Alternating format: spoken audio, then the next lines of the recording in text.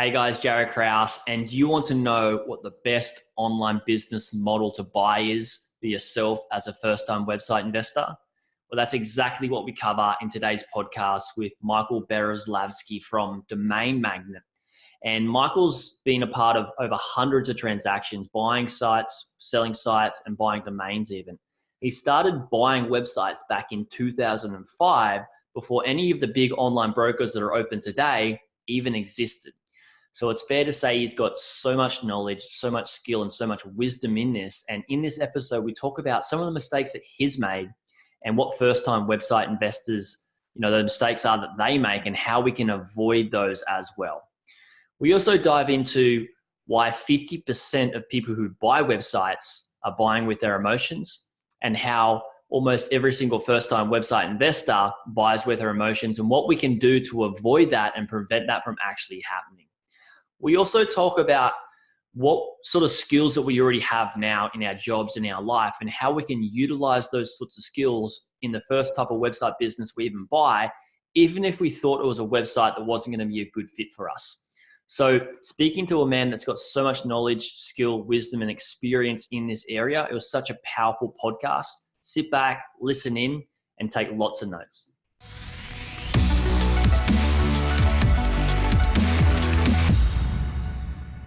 Hey everyone, Jaryd Krause, host of the Buying Online Businesses podcast. And today I'm lucky enough to speak to Michael Bereslavsky from Domain Magnet. Now, Michael, you've done hundreds of site transactions. And I know that you've been in this game for longer than me. So I'm very grateful that you've come on the podcast and you're going to share some of the wisdom that you have. I mean, is it true that you first started buying websites before Flipper and most of these sort of website brokers even existed? Hi, Jaryd. Thanks for having me. Excited to get into this. We've started. I did my first website purchase back around 2005. And at that time, we did not really have any brokers. We did not have marketplaces. So all we basically had was forums and these old IRC chats. Maybe someone remembers them still. And you would just go to a forum and kind of look for any websites listed for sale. And sometimes you just find something or maybe contact some people to see if they want to sell websites. And the pricing was also quite different. Like there wasn't really a price range like we have now in terms of multiples. It would just be an open discussion, whatever someone wanted to get the web business. So there wasn't any such thing as multiples and all those type of things happening? Yeah, the multiples were all over the place. Some of the first websites I bought, they're for multiples of like 5 months revenue, 10 months revenue. I think the highest I've paid during that initial period was about 15 months revenue. And that was a very good, very solid website. And it was a very high price at that moment. Okay. It was a website, about quitting smoking. So it was making about $450 per month, and I paid. It was making about $300 per month, and I paid $4,500. It was a 15 months revenue, and it was very high because the average was like below 10 months revenue. And that actually ended well because I was able to optimize it. And we've later grown the revenue to like 1,000 or 2,000 per month. I was back in 2006 or so. Well done. That's awesome. And so how long did you have it before you flipped it? Oh, that one, I actually still have it. Oh, you still got it. I should have flipped it. So that's one of the first lessons I've learned. I had an offer for it probably a couple years after I bought it, and it was making about $1,500 per month. And I had an offer to sell it for $25,000. And that would have been pretty good profit. But I got a little greedy and I decided to hold on to it. I countered with a higher offer and the sale didn't go through. And then probably half a year later, the Google update started and they just killed the site. So like it went up to about 2,000 at its peak. And then it went down to a couple $100 per month. And then I think it was making like $50 per month. So I still made very good profit overall, but I should have sold. And that's also one of the reasons like that our strategy currently is based on you buying and selling relatively quickly. Yeah. And you said that was, maybe one of your first mistakes. And like everybody that's on listening at the moment, they're trying to avoid mistakes as first timers as well. So what other mistakes would you say to avoid as a beginner, or mistakes you have made that people can avoid? Yeah, I'd say the biggest mistake that beginners make is they look at it as an investment. They look at it like a real estate transaction. You go, you buy a house, like you buy a website, and then you find a tenant, and that's it. Like it generates revenue. You don't need to do much after that. But it's really not like that. So buying an online business, buying a website, it's more like a business. It's more like an actual business. So imagine you are buying a grocery store. You're not gonna look at it this way. You understand that there are processes, there might be some employees, there are risks, there are competitors. And it's really helpful to look at buying a business from that framework of what are the sources of revenue, where does the traffic come from, what are the risks, what are the opportunities, kind of evaluating it from that perspective. So I think that is like, if there is one tip to give beginners, like that's the one thing that I would recommend people just looking at from that perspective. And the second thing is that there are many ways to make money online. There are many ways to make money by buying and selling websites, but there is practically just one way to lose money when it comes to buying and selling websites. And that is when you don't misevaluate risks, then you don't assess risk properly. So then you can buy a business and you think it's really low risk, and then the site just goes down, the traffic goes down, the revenue drops. Or then you think that this is something that's gonna be very easy to manage, but it turns out it's very complicated. And these things are very, very common. I've seen so many people, so many first-time buyers make the same mistake. So that's definitely something to pay close attention. Excuse me, to pay close attention to. So you mean like when they're buying the first sort of site, it's, pay close attention to how to sort of grow the website, because if you don't put attention into it, then it's, Google algorithm changes are going to happen, and, Facebook algorithm or AdWords algorithm and all that sort of stuff. And so you're saying to really keep an eye on and focus on growing the business, because if you're not growing, you're dying, right? Yeah, that's absolutely true. But also really understand the risks very well, understand the risk profile of the business. Just to give you a couple examples from some clients and some people I was talking to. So one person I know bought an Amazon FBA business, and more than 90% of sales were coming from an Amazon FBA, from the Amazon. And then about 2 months later, Amazon decided to close down that store, and he lost everything. Amazon, then they close down your business. You lose the account, you lose the products, you lose the pending revenues, like absolutely everything. So now he's trying to sue Amazon, but suing one of the biggest companies in the world is not an easy task. So hopefully he'll manage to, but it's very important to understand that risk. And another thing is another example. A person I know bought a business recently that was based on the Facebook API, and it kind of called the Facebook API to get some data, and that's how it provided the service and generated revenue. And then some time ago, Facebook changed their API permissions, so that was just no longer an option. Like the whole website, the whole script, the entire business basically did not have any value at that moment.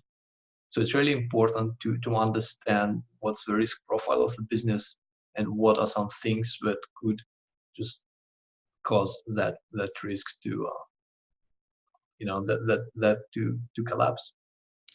Yeah, and I often say all risk is minimized by education, and that's so good. And how can we go away and educate ourselves that there may be a risk in one or multiple of the businesses we're thinking of buying. And I believe at times it comes down to common sense, where you're like, well, it's got one income stream or one revenue stream, which is from an API in Facebook or from Amazon, or say you do have an affiliate site that is just linking only to Amazon affiliate products, whether that can get shut off, maybe do you want to diversify that? And that's a way you could add value to the business. But then again, is that a risk that you're willing to take as well if you're not going to add value to it straight away? So that's really good. And you've done so many transactions, Michael. Like, what are some of the more interesting ones? I know that you've seen those transactions with the API and Amazon, people getting, cut off. What are some of the other interesting and more notable sort of stories that would be valuable for first timers, getting into this game? Yeah, so currently we mainly focus on content websites, content and occasionally SaaS or software. So we don't really do any e-commerce right now. Yeah. One interesting one could be our first six-figure transaction back about 10 years ago. So I kind of started this whole business by building websites back in 2005 and made some profits, and then started buying some websites and selling some websites. And then I quickly found myself having a small portfolio of content websites. And I was just managing them, and I was buying more for growing that cash flow. And it was good because you could buy them cheap. Like, I was mostly buying below 10 months of revenue. And at some point, I had this buyer who wanted to buy most of my websites. And I gave it some thought, and I decided that's a good idea, because he was paying a much higher multiple. I was buying them for less than 10 months, and he would be paying me about 25 months multiple on my portfolio. And we've been negotiating that for a few months, slowly through emails. And then we finally made an agreement, and we started the deal through escrow.com. And as soon as we started, and he funded the transaction, and I transferred the websites, and we got into the inspection period, something happened, and the revenue just dropped. It could be a Google update, it could be some other issues with websites, but what happened is the revenue dropped quite a lot. So during the inspection period, like in the last days, I didn't notice that in the beginning. And then I was kind of expecting him to confirm it. I was expecting the transaction to end, and I would get my money, and that's it. And I would relax a bit. And then suddenly he told me that the revenue is a lot lower than expected, and he wanted to cancel the transaction. That was a huge shock, because I was really ready to sell most of my websites. And now we've transferred everything, and I was kind of trying to figure out what to do. Wow. And it was a very stressful time for a few days, a few nights. What I've learned from that experience really is that it's all a negotiation. Like, everything can be negotiated. So if you have that approach to making deals as well, that it's not just set in stone, you have the price and it's set in stone, and if you don't accept it, like, that's it, there is no deal. You just have to be more fluid and kind of go with the flow, and everything can be negotiated. So what we ended up doing is we just ended up changing the terms a little bit. So I added a few more websites to compensate on the revenue and deal. So I may have ended up kind of giving him some more websites than what we originally planned, but the alternative was just canceling the deal. So I think that was kind of a good lesson in that sense. That was a very interesting one for me as well. The other lesson for me was that it was a very stressful way to deal with that. For a few days, maybe like a week, I wasn't sleeping well. And I was kind of, I was really frustrating, and I got a bit angry. And it was good that we were communicating through emails, because I had time to think about it before responding. And it's important to have, like, if you are making a lot of deals, it's important to have that equanimity. It's important to really be able to kind of accept things and not just get stressed and angry every time. So now it's very different, and now I've been able to focus more just on the numbers and on the transactions rather than getting into that stressed state, which is something that really happens a lot. I think maybe like half of the transactions that I've seen from my experience that don't go through, they often don't go through just because of some kind of personal issues, like people get offended, people get stressed, people get angry, frustrated, and they can't really come back from that and like come back to just negotiating and settling it. So that's an important aspect of it. Yeah, I agree. Like I've got two stories. Well, one of which I won't dig into, but when I bought my first website as well, I went through the escrow period, and I was like just super nervous. I was spending this money, and I just hadn't owned a website, and I wasn't sleeping well, and I was getting really emotional about it. And that's a huge thing with all investors, right? Is like we need to invest without our emotions. And another thing is that one of my clients, he bought a website, and it was, it was a good deal. It was a great transaction. He's making thousands a month. And it was just after like the transaction like came from him, like he was a bit worried about, changing everything into like US to Aussie dollars because he's an Aussie guy, and the tax and how to do it. And it is frustrating. But he was ready to kind of go, nah, like I don't, I can't do this. And he was just prepared to turn the shop off. And I'm like, wow, like, and I'm here on the outside, and I had to sort of like do my best I could to like handle this. So I worked with him. Like I've done a lot of work on emotional intelligence, like much like I'm sure you have from learning from that experience.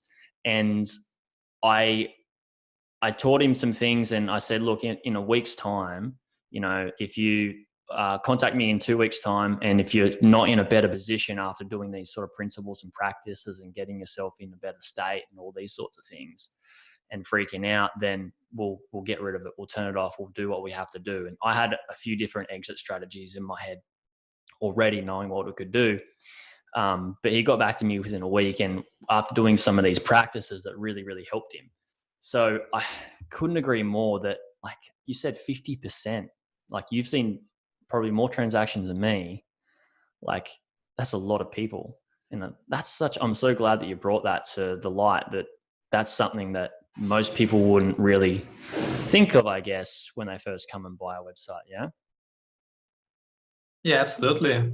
And now, because we buy and sell a lot of businesses, and most of these deals are often the biggest transaction for the person who is selling the business. So it is often the biggest transaction of his life. Like this could be a lot more money than he has ever seen before For in one sure. place. So, and even for people who are buying businesses from us as well. So it's really important to kind of handle it right. So we now have specific procedures and processes that they teach our staff how to discuss it with people, how to negotiate, kind of how to carry out the calls and discussions to make sure that that people don't freak out about small things. And one of the things that really helps is having some kind of a checklist.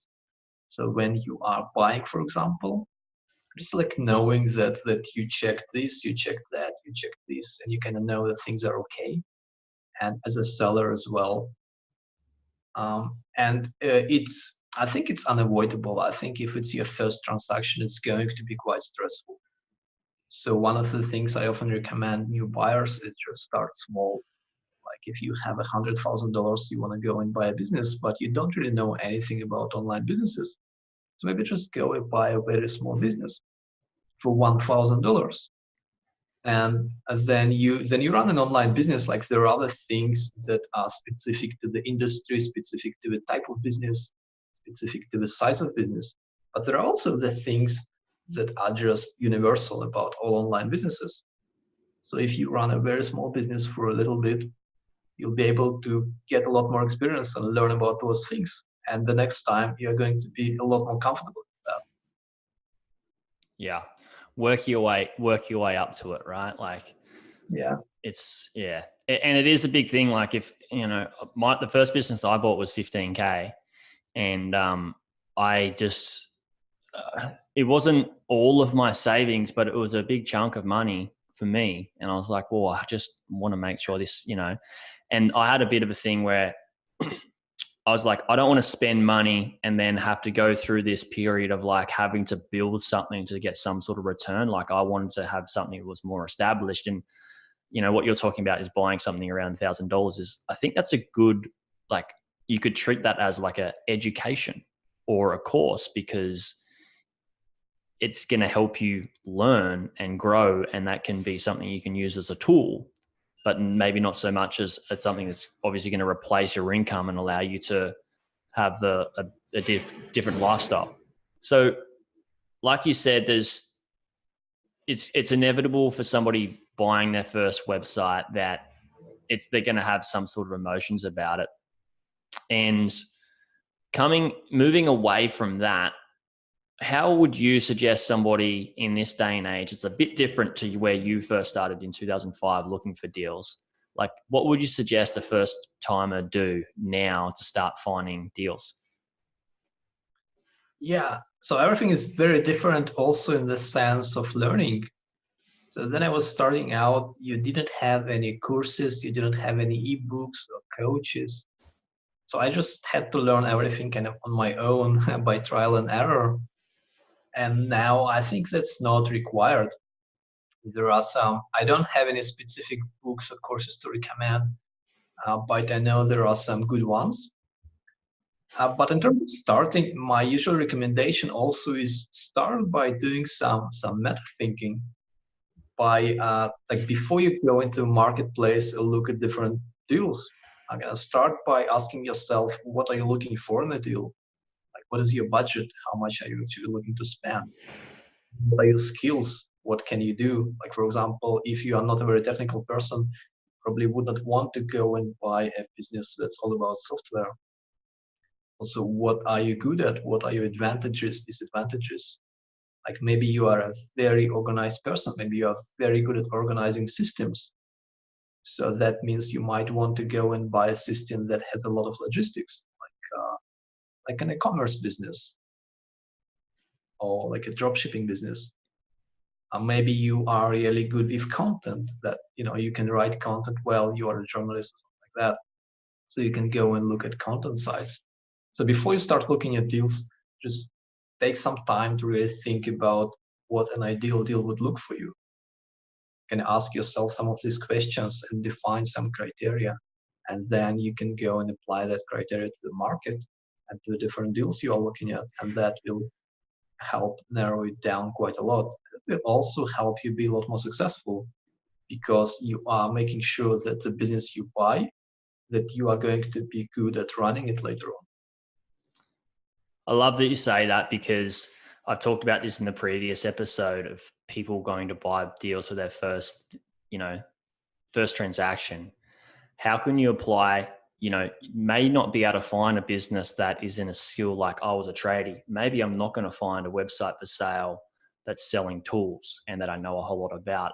But because I was managing people as a supervisor, maybe I can utilize some of those skills in some of the businesses I look at. I'm so glad you brought that up. And it's not just me saying that, it's, everybody else that's bought multiple sites and helping people do the same thing. And I think it's really important, because that, I feel, leaning back on that, coming to what we spoke about earlier, can help us prevent ourselves from getting too emotional about the deal by instilling at least a little bit of confidence in knowing that we can use our skills to run it when we do take over it. And so, like, say a first-time website investor is coming and they don't know any type of business models, and they weren't so sure what sort of skills they were going to instill into a business they may want to buy, or a possible business. What would you say, or I know that you deal with mainly content and SaaS sites, but what would you say are the two sort of best beginner type website business models? Yeah, I think the easiest one to manage is definitely the content websites. They are also the most popular among buyers now, because if you buy a content website with organic traffic, that means that in terms of management, all you need to know is some very basic WordPress, like how to log into WordPress, how to add posts. And that's something you can learn in about 1 hour if you've never heard of WordPress before. And then you have to understand content and writing, and kind of everyone has some understanding of what content means. Like that's not as complicated as, for example, understanding how a WordPress theme works if you decide to buy a website. Like we have a business now with a sale that sells WordPress themes. So to run that business, you would have to understand how WordPress themes work. You have to know a little bit about code, so it's a bit more complicated. But the content side, you just have to understand content, and everyone reads, everyone understands what content is. And you have to understand some basics about SEO, and that's about it. And it's a business that's relatively stable generally. So it's not something that you need to put in a lot of time, a lot of effort to manage it. So that's the most popular type for beginners right now, and I think rightfully so, because it's easier to manage. The downside is that a lot of people, again, coming back to that concept of risks, so a lot of people might not have a very good idea of what the risk is, how to evaluate the risk of the organic traffic, because that's the main thing here, traffic. So that's one thing to really learn about it. And in general, these are the websites that require the least amount of time and effort to maintain. The next most popular one, to be honest, I'm not even sure. I would say that the content sites are definitely kind of the easiest to manage, but as it comes to kind of figuring out what the next model is, it goes down to the individual strengths and weaknesses of a buyer and understanding what they're good and not so good at. Yeah, and they're probably their level of competence or knowledge in different types of SEO or digital marketing, or what type of thing they would be doing in SEO, whether it's backlink building or something they may have learned from the first site they bought from, right? So, Michael, say we to jump in a time machine and go back and tell yourself, 10 years ago, how long ago is it now? It's probably 15 years ago when you first started buying sites. Yep. What advice would you tell yourself now? I would tell myself just like buy everything. Because everything was so cheap. Like you could buy really good quality websites, a lot high quality, a lot lower risks compared to websites we have now on average, for much lower multiples. So I would just tell myself, go buy and then go sell and then go maybe find some investors, raise some funds, and just like buy and grow quickly. Because I didn't really know it at the time, but the industry was expanding and growing so rapidly. And many of the people that I kind of used to talk about at the beginning and that were kind of starting around the same time, they either build some very big companies, like some of the biggest brokering companies now, or they just like bought some really big businesses that we run, or they just like quit and didn't continue with that industry. So the opportunities they're amazing. So I would just tell myself to go and buy more.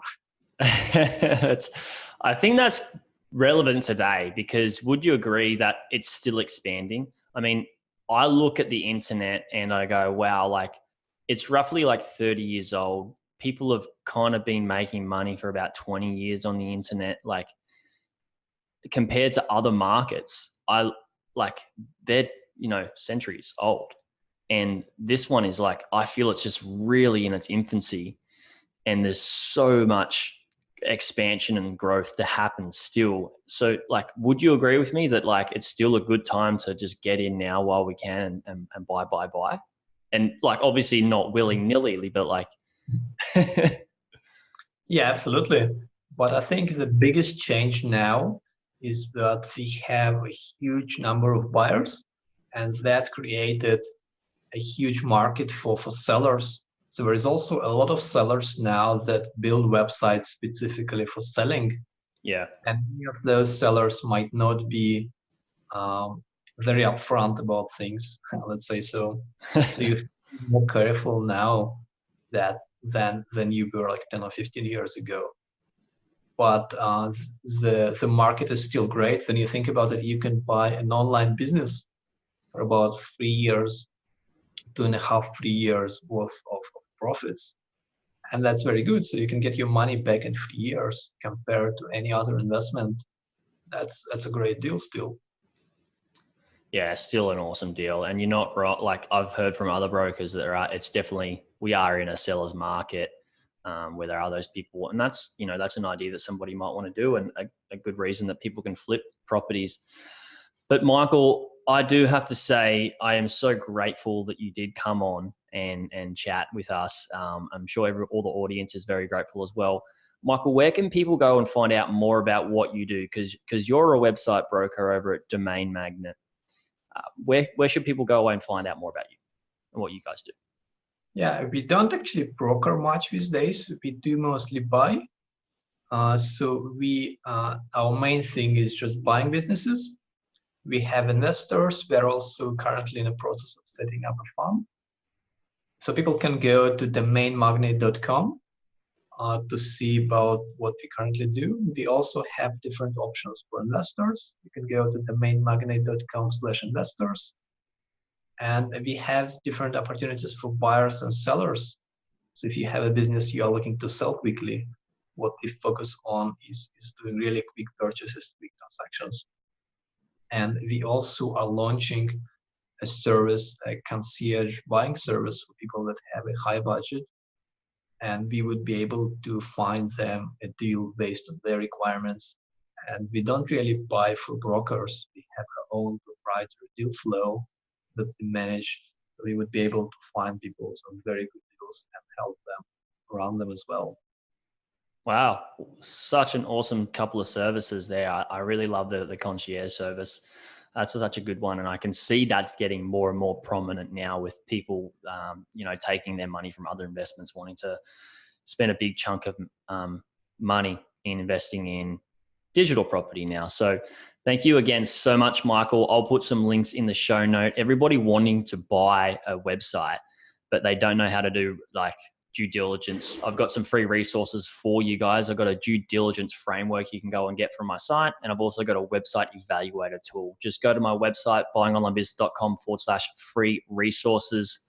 There'll be a link in the show notes there for you. Everybody that is listening right now, thank you. Thank you for listening. Please like, subscribe, share this with somebody who else wants to know about how to make money through digital, property. And if you did like this, please go away and leave a review letting me know exactly why you liked it. And so I can bring more people to the show, just like Michael, and bring more stuff to the show and education to the show so everybody else can get so much more from it. Thanks, guys. I'll speak to you on the next podcast.